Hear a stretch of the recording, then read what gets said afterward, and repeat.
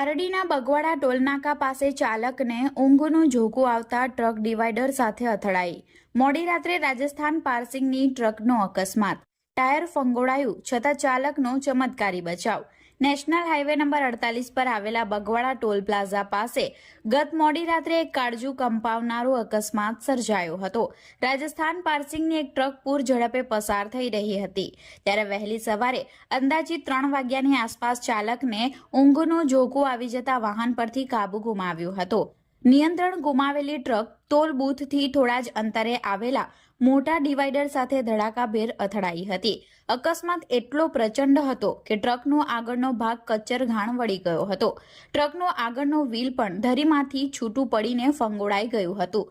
શાંત રાત્રિમાં થયેલા આ ભયાનક અવાજને સાંભળીને ટોલ પ્લાઝા પર ફરજ બજાવતા કર્મચારીઓ તાત્કાલિક ઘટના સ્થળે દોડી આવ્યા હતા। સદનસીબે આ ગમખ્વાર અકસ્માતમાં ટ્રક ચાલકને માત્ર સામાન્ય ઈજાઓ પહોંચી હતી અને તેનો આબાદ બચાવ થયો હતો।